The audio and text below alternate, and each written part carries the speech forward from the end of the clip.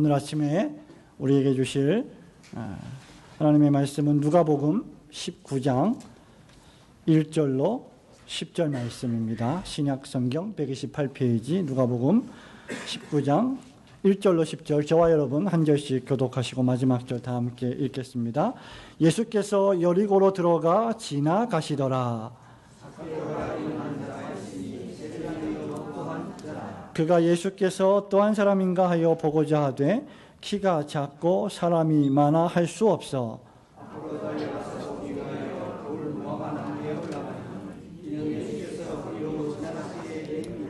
예수께서 그곳에 이르사 쳐다보시고 이르시되 삭개오야 속히 내려오라. 내가 오늘 내 집에 유하여야 하겠다 하시니 무사람이 보고 수군거려 이르되 저가 죄인의 집에 유하러 들어갔도다 하더라. 삭개오가 서서 주께 여짜오되 주여 보시옵소서 내 소유의 절반을 가난한 자들에게 주겠사오며 만일 누구의 것을 속여 빼앗은 데 있으면 내 값이나 갚겠나이다. 예수께서 이르시되 오늘 구원이 이 집에 이르렀으니 이 사람도 아브라함의 자손임이로다. 인자가 온 것은 잃어버린 자를 찾아 구원하려 함이니라. 아멘. 나 같은 죄인 살리신 주 은혜 놀라와. 잃었던 생명 찾았고 광명을 얻었네. 큰 죄악에서 건지신 주 은혜 고마워. 나 처음 믿은 그 시간 귀하고 귀하다. 여러분, 이 찬송을 너무나 잘 알고 계실 것입니다. 영어 제목으로 Amazing Grace라고 하는 찬송입니다. 18세기 중엽에 해군 장교였지만 탈영을 하다 붙잡혀서 노예선에서 죽도록 일하다 탈출하여 마침내 예수님을 영접했던 존 뉴턴의 유명한 찬송 시입니다. 이 찬송은 죄와 저주와 죽음의 권세에 사로잡힌 죄인이 예수님을 만나 체험한 그 구원의 놀라운 경험을 하나님의 은혜로 찬미하는 찬송입니다. 여기 1절 가사에서 나 같은 죄인 살리신 주 은혜 놀랍습니다. 잃어버렸던 생명 찾았고 광명을 얻었습니다. 라고 할 때 이 광명을 얻었다, 잃었던 생명 찾았다 라고 하는 이 말이 바로 잃어버린 바 된 생명을 뜻합니다. 잃었던 생명, 그것은 잃어버린 상태로 그냥 계속 버려진 생명을 뜻합니다. 이 찬송과 가장 어울리는 성경 구절이 있다고 하면 바로 오늘 우리가 접하고 있는 누가복음 19장 10절일 것입니다. 우리 예수님은 삭개오도 아브라함의 자손이다 라고 말씀하시면서 오늘 구원이 이 집에 임하였다 라고 하시고 인자가 온 것은 잃어버린 자를 찾아 구원하려 함이로다 라고 말씀하셨습니다. 이 말씀은 누가복음을 대표하는 핵심 구절이라고 할 수 있습니다. 말하자면 삭개오가 잃어버린 자이며 예수님이 오신 이유는 바로 이런 삭개오와 같은 잃어버린 자들을 하나씩 찾아서 구원을 주시고 영생을 주시기 위함이라는 말씀입니다. 우리는 계속해서 신약성경을 차례차례 한 권씩 살펴보면서 오늘은 누가복음에 이르렀습니다. 그런데 여러분이 잘 알고 계시는 것처럼 누가는 의사이기 때문에 이 잃어버린 자를 찾아 구원하시는 예수님의 사역을 의사의 관점에서 아주 치밀하게 전개하는 것을 보게 될 것입니다. 이 본문의 말씀이 우리에게 시사하는 바는 말하자면 모든 인류가 범죄함으로 타락하여 대단히 중대한 질병에 걸려 고칠 수 없는 불치병에 걸려 잃어버린 바 된 죄인들이라는 것입니다. 우리 다 함께 10절 말씀을 다시 한번 읽어보도록 합니다. 인자가 온 것은 시작. 여기서 인자가 온 것은 잃어버린 자를 찾아 구원하려 함이니라고 했는데 성경에 말하고 있는 잃어버린 자들의 특징 가운데 하나는 자기 자신이 잃어버린 바 된 존재라는 사실을 인식하지 못한다는 것입니다. 다시 말하면 자기가 잃어버린 자인데 그 잃어버린 상태를 되돌려서 찾을 수 없는 자들이라는 뜻입니다. 잃어버린 자들은 스스로 깨달을 수 없고 스스로 하나님의 말씀을 통달할 수가 없습니다. 누군가 가르쳐 주어야 합니다. 누군가 찾아 주어야 합니다. 빌립은 이디오피아 내시가 읽고는 있지만 깨닫지 못하는 하나님의 말씀을 풀어 주었습니다. 그러나 말씀을 풀어준다고 해서 다 깨닫는 것도 아닙니다. 누군가 나에게 성경을 가르쳐 준다고 해서 다 이해하는 것도 물론 아닙니다. 왜냐하면 저와 여러분의 지성과 정서가 하나님을 대적하는 범죄함으로 어두워졌기 때문입니다. 죄로 오염되었기 때문입니다. 그렇기 때문에 성령님께서 우리 마음의 문을 열어주셔야만 합니다. 타락함으로 잃어버린 바 된 죄인의 상태가 바로 이와 같습니다. 그래서 아무리 노력해도 자기 자신이 찾을 수 없는 부패하고 오염된 영적 상태를 가지고 있는 죄인이라는 것을 깨닫지 못합니다. 이것을 우리는 인간의 전적 타락이요 무능력이라고 부르게 됩니다. 웨스트민스터 신앙고백서 제6장 인간의 타락과 죄와 형벌 2항은 이렇게 말합니다. 이 죄로 말미암아 인간은 본래의 의를 잃어버렸고 하나님과의 교통도 끊어지게 되었다. 그래서 죄로 죽게 되었고 영과 육의 모든 기관들이 전적으로 더럽혀지게 되었다. 목사님, 우리가 지금 살고 있는데, 말하고 있는데, 숨쉬고 있는데 죄로 죽게 되었다는 말이 무엇입니까? 죄로 말미암아 하나님과 단절되었고 생명의 근원이신 하나님으로부터 분리되었고 그 결과 우리는 살아있지만 영육으로 죽었고 죽어가고 있다는 뜻입니다. 의사 누가는 성령의 감동하심을 따라 복음서를 기록할 때 자신의 직업을 10분 살려서 이런 하나님으로부터 떨어져 나간 부패하고 범죄한 죄인의 타락한 상태를 귀신 들린 상태로 진단합니다. 누가는 누가복음 전체에서 혈루증을 앓고 있는 인간의 죄성을 파헤칩니다. 꼬부라져 조금 더 허리를 펴지 못하는 인간의 무능력을 묘사합니다. 희귀한 병인 수종병에 걸린 자를 설명합니다. 나아가 바리새인의 오해식을 책망합니다. 자기 자신들은 의롭고 깨끗하고 거룩하다고 생각하고 주장하지만 속은 회칠한 무덤과 같이 더러운 존재들임을 누가는 설명합니다. 저와 여러분이 이 아침에 아름다운 옷을 입고 예쁘게 단장하고 멋있게 단장하고 예배당에 앉아있지만 실상 우리의 내면은 더러운 죄로 가득하다고 하는 것을 선언하고 있는 것입니다. 한마디로 인간의 상태는 스스로는 헤어나올 수도 없고 고칠 수도 없는 불치병에 걸렸다는 것입니다. 여러분이 몸이 어디 이상을 느껴서 병원에 가서 의사를 만나고 여러 가지 검사를 합니다. 그리고 의사의 진단을 듣기 위하여 의사가 있는 문을 똑똑 두들겨서 의사 앞에 앉습니다. 의사는 모니터를 봅니다. 의사의 얼굴이 심각해집니다.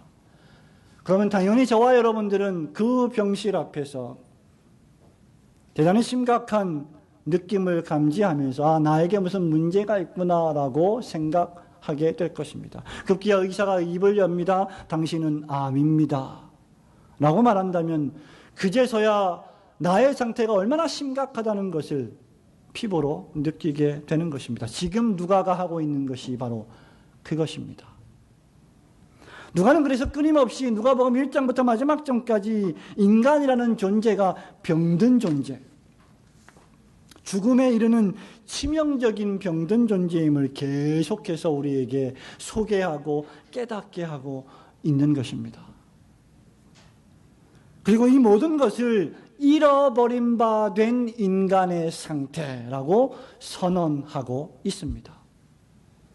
특히 누가복음 15장을 보시면 여러분은 잃어버린 바 된 양 한 마리, 잃어버린 바 된 드라크마, 그리고 잃어버린 바 된 둘째 아들의 참혹한 실상을 적나라하게 설명합니다. 잃어버린 양은 스스로 찾아올 수가 없습니다. 잃어버린 드라크마가 무슨 능력으로 주인의 호주머니에 다시 들어가겠습니까? 아버지를 떠나 죄악에 빠졌던 둘째 아들이 어떻게 하나님 앞에 돌아올 수가 있겠습니까? 하나님께서 은혜를 베푸시기 전에는 결단코 돌아올 수 없는 존재들입니다. 진실로 인간은 잃어버린 바 된 존재들이라는 말입니다. 모든 인간들은 오늘 예배를 드리는 저와 여러분뿐만 아니라 이 세상에서 살아가고 있는 모든 다른 사람들 역시 길 위에서, 인생의 길 위에서 길을 잃어버린 자들입니다. 저마다 살아가고 있지만, 저마다 걸어가고 있지만 진정한 길을 찾지 못한 사람들이죠. 하나님을 떠나서는 참된 길이 없음에도 하나님 없이 스스로 길을 찾아 떠났다가 길을 잃어버리고 마침내 되돌아올 수 있다고 착각하는 존재들이 바로 타락한 죄인들입니다. 어거스틴의 말처럼 인간은 하나님 안에서 참되게 안식하기 전까지는 진정한 안식이 없음에도 불구하고 하나님 없이 여기저기서 참된 안식을 추구하려는 존재가 바로 타락한 죄인들의 습성입니다. 그렇게 인간은 언제든지 인간 자율이라고 하는 모토를 높이 높이 세웁니다. 우리가 조금 각성만 하면, 우리가 조금 정신만 차리면, 우리가 조금 교육만 하면 인간은 얼마든지 지금보다 훨씬 더 낫고 행복한 삶을 살 수 있다고 주장하는 것입니다. 성도 여러분, 그래서 여러분은 지금 여러분의 삶이 과거보다 행복하십니까?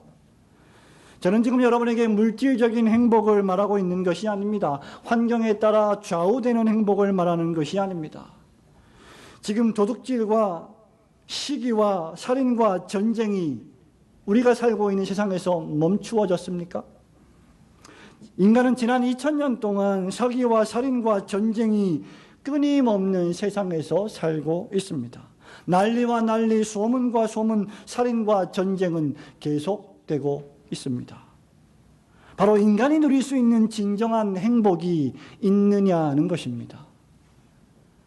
하나님을 떠나서 그러한 삶이 가능하냐는 것입니다. 현대의 인간은 인간 자유를 주창하면서 그것이 가능하다라고 말합니다. 이유는 현대의 인간들은 인간에 대하여 너무나 높은 가치관을 설정하고 있기 때문입니다. 오늘날 우리는 인간의 상태에 대해 너무나 낙관적인 시대를 살아가고 있습니다. 자기 자신을 향해서 자기 자신이 낙관적으로 진단하는 시대를 살고 있다는 것입니다. 특히 현대인들은 인간 자체에 대하여 너무나 희망을 가집니다. 그러나 그것은 성경적으로 볼 때 극히 순진한 생각입니다. 그래서 타락한 죄인들이 살아가는 사회 속에서는 법이 있고 규칙이 있는 것입니다. 지금 한창 떠들썩하게 이슈가 되고 있는 가상화폐의 문제는 인간의 전적인 타락을 전적으로 무시하고 있는 처사라고 목사는 생각을 합니다. 성도 여러분, 인간에게 소망을 품는 자는, 돈에게 소망을 품는 자는 예수를 찾지 않습니다. 아니, 어떻게 해서든지 예수를 찾는다 할지라도 결코 그는 진정으로 예수를 믿을 수 없습니다. 왜냐하면 그는 잃어버린 바 되었기 때문입니다. 누군가 찾아주지 않으면 분실물처럼 대합실 창고 속에 처박혀 있는 존재이기 때문입니다. 그들은 꼬부라졌습니다. 절대로 허리를 펼 수가 없습니다. 공중권세 잡은 악한 불신의 영에 사로잡혔습니다. 각종 병에 신음할 뿐입니다. 오직 잃었던 생명 찾을 때에만 광명을 얻게 될 것입니다. 그러므로 진실한 신자는 자신이 과거에 이렇게 버려진 바 된 상태에 처해 있었음을 늘 깨닫고 각성해야 합니다. 그런데 참혹한 문제는 인간이 그것을 깨닫고 각성한다고 할지라도 그것을 회복할 능력이 인간에게는 없다는 사실입니다.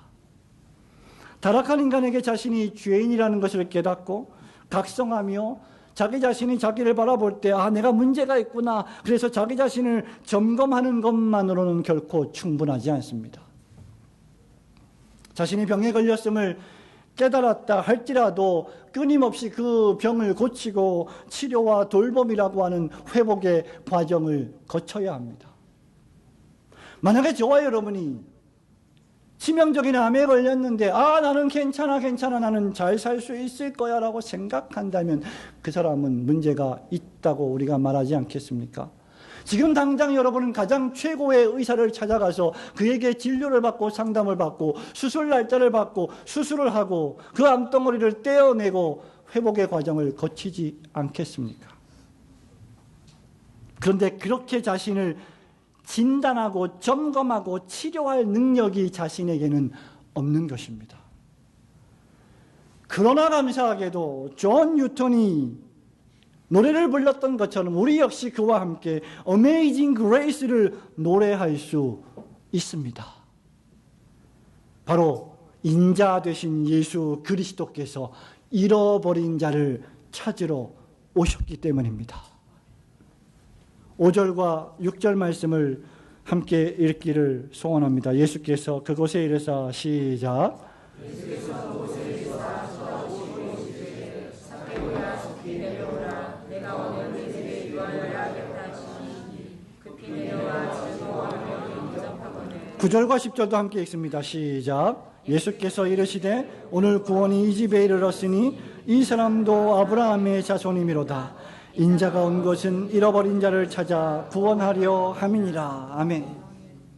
여기 주님이 말씀하신 이 사람은 의심의 여지 없이 본문의 주인공 가운데 하나인 삭개오였습니다. 주님께서는 오늘 구원이 이 집에 이르렀으며 이 사람도 아브라함의 자손에 포함되어 있다라고 말씀하십니다. 그리고 그 말씀을 하신 이후에 인자가 온 것은 잃어버린 자를 찾아 구원하려 함이니라고 말씀하셨습니다. 그렇다면 확실히 지금 우리 주님께서는 삭개오를 잃어버린 자의 명단에 포함시키고 있는 것입니다. 삭개오는 여러분이 너무나 잘 알고 계시는 것처럼 교통의 요충지인 여리고를 지나는 사람들에게 세금을 징수하는 세금 징수원이었고 그 가운데서도 세리장이라고 하는 세금을 징수하는 우두머리였습니다.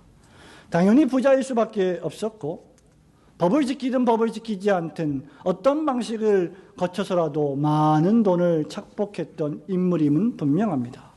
일반적으로 당시 세리에 대한 인식은 매우 부정적이었습니다. 그의 직업이 부정적인 인식을 갖고 있는 직업이었다는 것입니다. 사회적으로 존경을 받지 못했습니다. 손가락질 당하던 불이었습니다. 이는 7절을 보아서도 명백합니다. 무사람이 보고 수군거려 이르되 저가 죄인의 집에 유하러 들어갔도다. 그 시대의 평판은 삭개오는 죄인이었던 것입니다.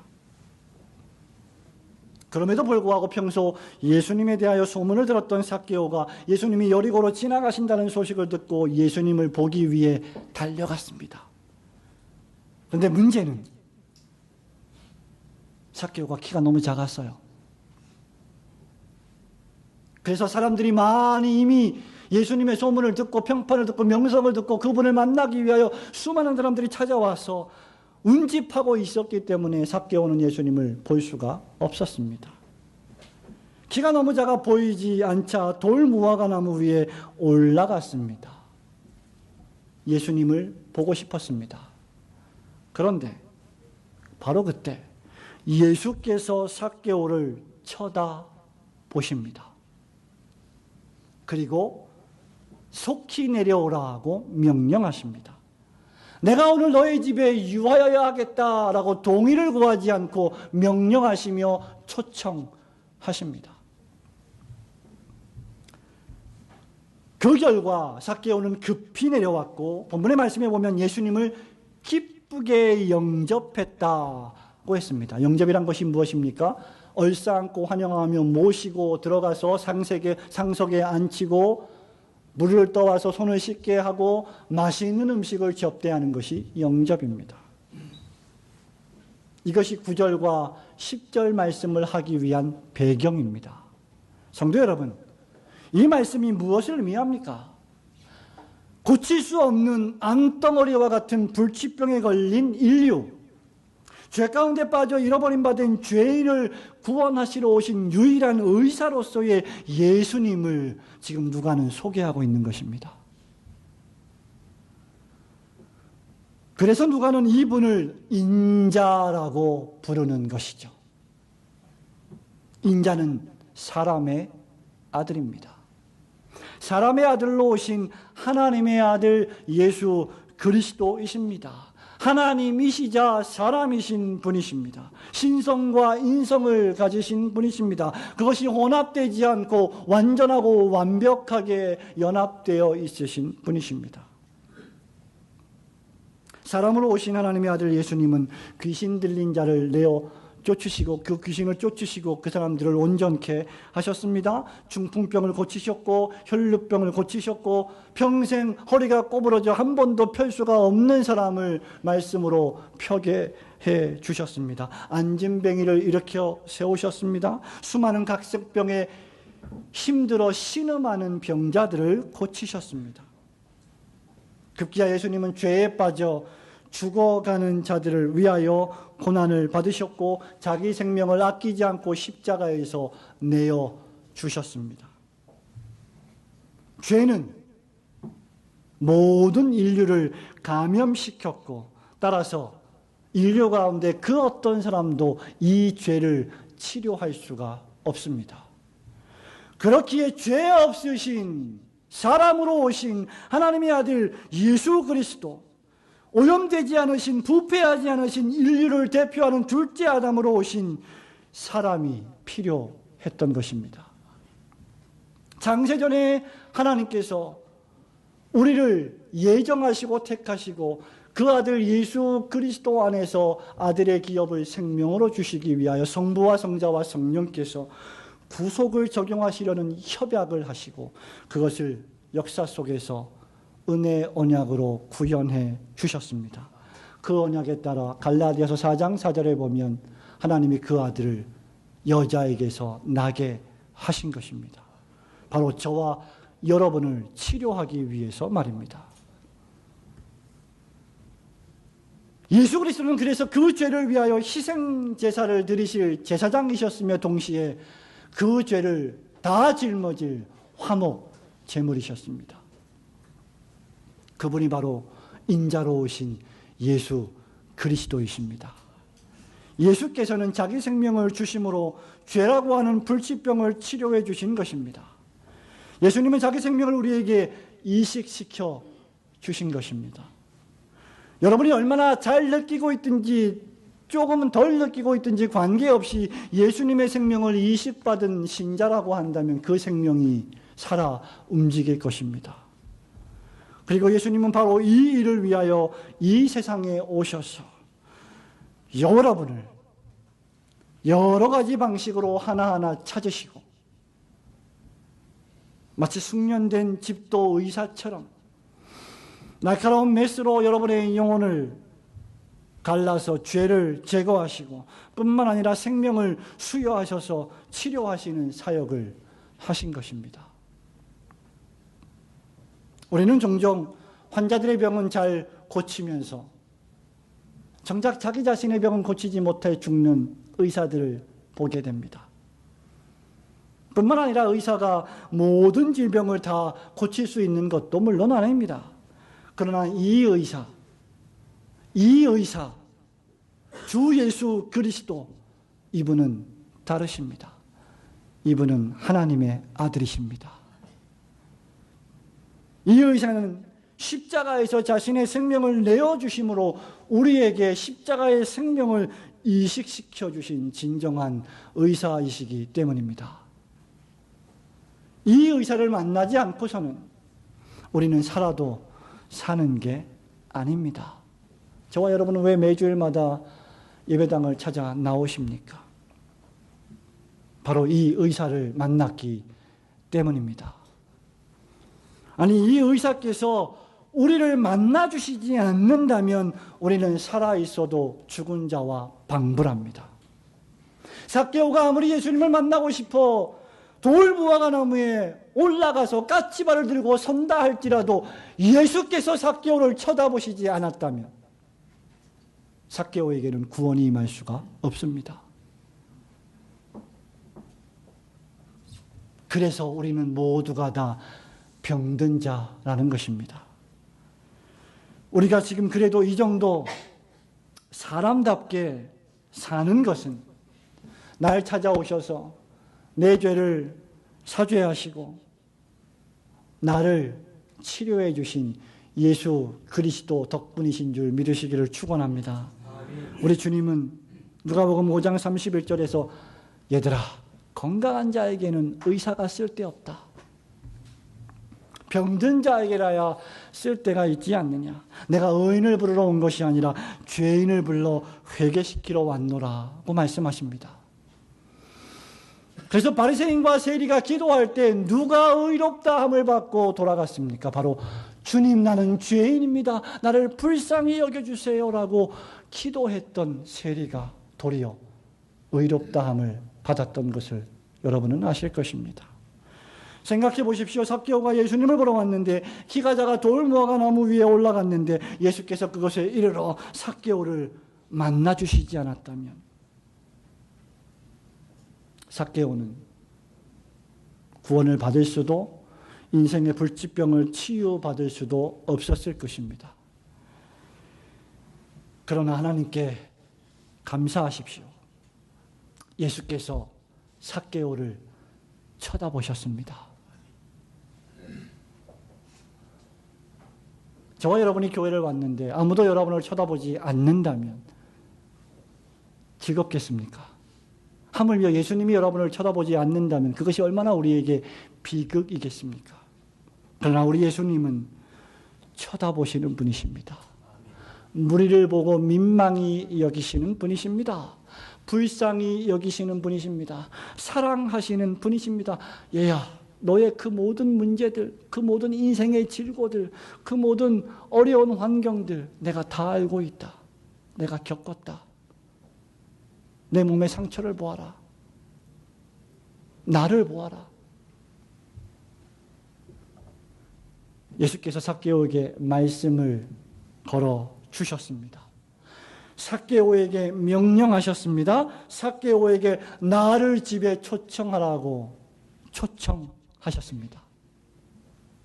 바로 이것이 Amazing Grace, 놀라운 은혜가 아니고 무엇입니까?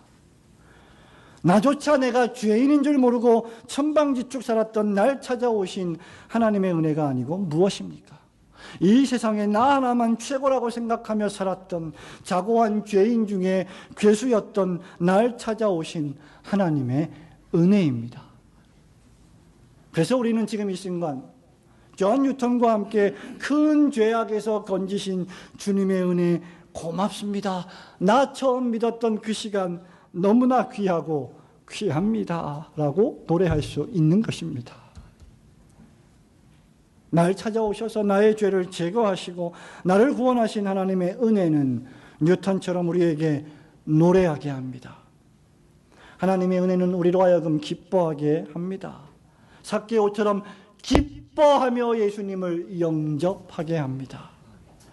그리고 이제 하나님의 은혜는 그 은혜를 받은 자만 누리는 기쁨 속에서 그 은혜에 합당한 삶을 살게 만들어 주십니다. 그렇기 때문에 하나님의 은혜는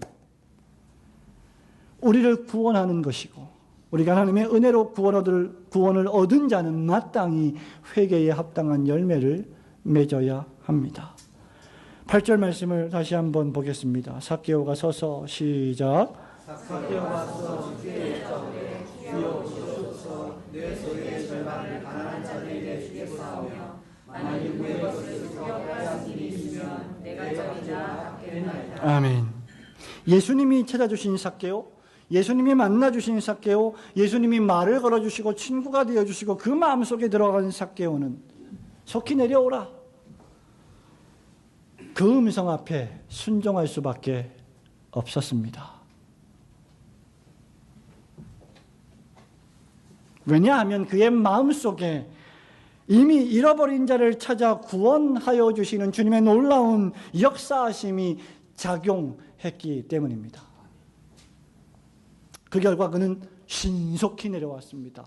기뻐 뛰며 내려왔습니다. 즐거워했습니다.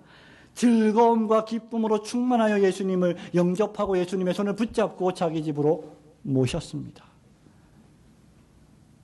이것이 중생받은 신자의 가장 큰 특징입니다. 그는 마지못해 믿은 것이 아니라 기쁨으로 믿었습니다. 삭개오는 기쁨에 겨워 기쁨에 충만하여 예수님을 환영했습니다. 이처럼 기쁨과 영접, 즉 기꺼운 환영은 예수 믿는 자들의 가장 두드러진 특징입니다. 주의 은혜는 기쁨을 산출합니다. 주의 은혜는 믿음을 생산합니다. 주의 은혜는 예수님을 집으로 모시는 놀라운 불편과 희생을 감수합니다. 이것이 중생받은 신자의 첫 번째 합당한 반응입니다. 그렇기 때문에 초대교회 신자들은 자주자주 자기 집을 오픈해서 열어서 성도들을 접대했고 그곳에서 예배를 드렸던 것입니다. 그리고 삭개오는 이제 구체적으로 자신의 죄악된 삶을 청산합니다. 그는 먼저 소유의 절반을 가난한 자들에게 주겠습니다 라고 고백합니다. 남을 속인 것이 있으면, 내가 남을 속여서 남을 사기쳐서 돈을 많이 벌었다면 그것에 4배나 더해서 갚겠습니다 라고 했습니다. 여러분, 누가복음 18장에 어떤 말씀이 있는지 아십니까?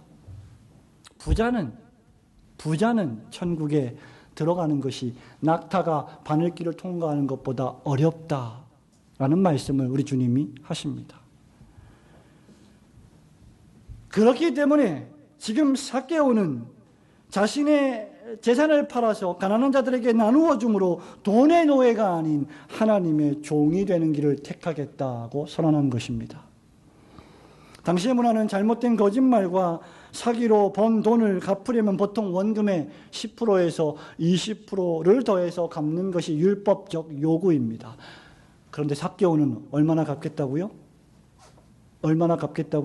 4배나 갚겠다고 했습니다. 100만 원을 거짓말로 벌었다면 400만 원을 돌려주겠다는 것입니다. 여러분, 이것은 철저한 회개를 뜻합니다. 율법 조항에 얽매이지 않는 율법을 초월한 회개입니다. 구약의 율법은 우리에게 11조를 바치라 합니다. 10분의 1을 너의 소득 중에 10분의 1을 하나님의 것으로 인정하여 드리라고 말합니다. 그러나 신약의 율법은 내 마음과 목숨과 뜻을 다하여 주 너의 하나님을 사랑하라고 명령합니다. 신약의 윤리는 구약의 윤리보다 훨씬 더 크게 확장됩니다. 성도 여러분, 이것이 바로 율법적 사랑이 아닌 십자가의 사랑입니다. 진정한 사랑은 율법 조항을 뛰어넘습니다. 내가 이것을 지키고 이것만 지키면 나는 종교적인 의무를 다했다고 했던 사람들이 바리새인들이었습니다. 외식적이고 외면적인 법적 조항만 이수하는 것이 아닙니다. 삭개오는 예수님의 사랑을 맛본 사람입니다. 그리고 삭개오는 이것을 미래에 하겠다라고 말하지 않고 지금 하겠다라고 말했습니다. 가난한 자들에게 내가 주겠으며 내 갑절이나 갚겠나이다라고 하는 이 동사는 모두 다 현재형으로 쓰였습니다. 예수님, I will do it later. 내가 나중에 할게요. 이게 아니라 I do it now. 제가 지금 하겠습니다. 라는 말입니다. 사랑은 지금 당장 행동하게 만듭니다. 하나님의 은혜는 지금 당장 회개하게 만듭니다. 이것이 은혜 받은 자의 두 번째 특징입니다. 전적 타락이라는 불치병을 수술받은 환자는 이제 계속되는 회개와 기쁨의 믿음으로 회복되어야 합니다. 어떤 의미에서 저와 여러분은 계속하여 회복되어 가고 있는 사람들입니다. 마귀의 자녀에서 하나님의 자녀로 어둠의 권세에서 빛의 아들의 나라로 옮긴 신자들은 점점점 더욱 빛의 자녀들의 모습을 닮아가게 되어 있습니다. 우리가 회개하고 빛의 아들의 행동을 해서 빛의 아들이 되는 것이 아니라 우리가 이미 예수 그리스도의 은혜로 빛의 아들이 되었기 때문에 빛의 아들로 회개하고 거룩을 추구하는 것입니다. 누가는 이 죄악이라고 하는 암덩어리를 제거하고 믿음을 심기 위해서 얼마나 엄청난 희생의 대가가 요구되었는지를 의사의 눈으로 정확히 목격했던 인물이었습니다. 그리고 추후 사도행전을 기록하면서 그는 내가 이전에 예수 그리스도께서 어떻게 행한 것을 기록했는데 이제는 우리 사도들이 어떻게 복음을 전했는지를 기록한다라며 사도행전을 기록한 것입니다. 그렇다면 그렇게 죄와 허물에서 구원을 받은 우리, 예수님이 찾아주신 우리들은 동일하게 잃어버린 바 된 자들을 찾기 위하여 부지런히 복음을 전하는 삶을 살아야 할 것입니다. 또한 이 일을 위해서 기꺼이 고난도 겪어야 할 것입니다. 사랑하는 성도 여러분, 이제 말씀을 맺으면서 여러분에게 묻습니다. 여러분은 왜 교회에 나오십니까? 여러분은 왜 예수를 믿으십니까? 과연 여러분은 잃어버린 자를 찾아 구원하시기 위하여 십자가에서 돌아가신 예수 그리스도를 어떻게 생각하십니까? 그저 인생을 살아가는 데 있어서 필요한 하나의 액세서리에 불과합니까? 아니면 예수님은 없어서는 안 될 당신의 전부이십니까? 여러분은 잃어버린 자를 찾아 구원하기 위하여 예수 그리스도를 전하는 일에 있어서 어떤 희생과 대가를 치르고 계십니까? 다른 사람의 구원을 위하여 어떤 노력을 지금 기울이고 계십니까? 여러분들은 사소한 일에 목숨을 걸다가 정작 가장 중요한 내 영혼의 구원과 다른 사람의 영혼의 구원에는 무관심하고 있지는 않습니까? 오늘도 세상은 이 죄라고 하는 불치병, 이 죄라고 하는 암덩어리에 걸려 죽어가고 있는 잃어버린 자들이 도처에 있습니다. 내 가족일 수도 있고 내 친척일 수도 있고 나의 이웃일 수도 있고 이 예배당 안에 그러한 분들이 있을 수도 있습니다. 정작 그들은 죽어가고 있는지 알지 못합니다. 잃어버린 자 되었기 때문입니다. 자신들의 상태가 얼마나 심각한지 알지 못합니다. 그래서 예수 그리스도가 그에게 있어서 얼마나 소중한 존재인지를 깨닫지 못하는 것입니다. 그러므로 우리는 잃어버린 자들을 찾아야 합니다. 그들의 증상만 치료할 것이 아니라 원인을 치료해야 합니다. 그 치료책은 저와 여러분에게 있지 아니하고 잃어버린 자를 찾으러 오신 오직 주 예수 그리스도 뿐이십니다. 여러분을 찾아주신 주 예수 그리스도 안에서 기쁨과 즐거움으로 충만하여 그 구원의 복음을 여러분의 입술로 여러분의 삶으로 전파하여 많은 영혼들을 구원하시는 성도들이 되시기를 주님의 이름으로 축원합니다. 아멘. 우리 다음